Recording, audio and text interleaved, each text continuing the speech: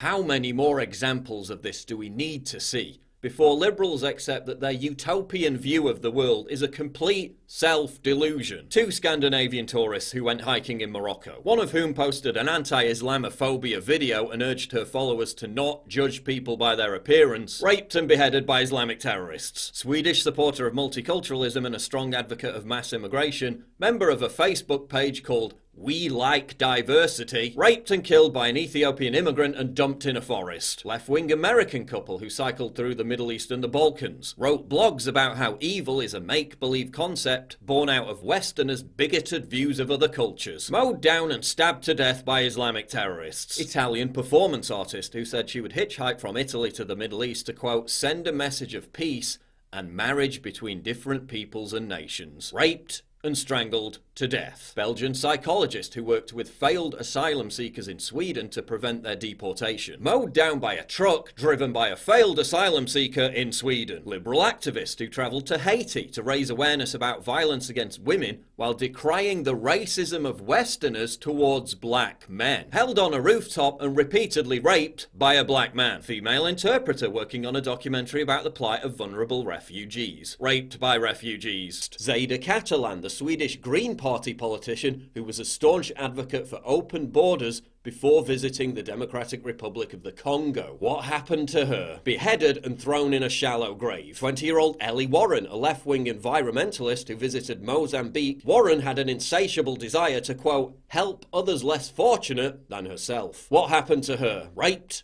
murdered and dumped in a toilet block. American Lauren M., working as an au pair in Austria, responded to a campaign encouraging people to take refugees and migrants into their own homes. She took in a Gambian migrant. Lauren gave the migrant a home despite him being previously accused of sexually assaulting a minor. What happened to her? Raped and suffocated to death. These cases are commonplace, with NGOs and charities routinely covering them up so as not to stigmatise migrants. Pippa Bacca, the performance artist who said she would hitchhike from Italy to the Middle East to, quote, send a message of peace and marriage between different peoples and nations. Her sister said she thought that in the world there were more positive than negative people and that it was right to be trusting. When she got to Turkey, what happened to her? Raped and strangled to death. Evil exists in the world. Danger exists in the world. And those two things are more likely to exist in certain parts of the world than others. And just because the BBC or the Guardian or MSNBC or the Huffington Post tells you that such beliefs are only held by racists doesn't make them any less true. Projecting your own fanciful, progressive worldview onto other cultures doesn't eliminate the negative aspects of those cultures. It only increases the chance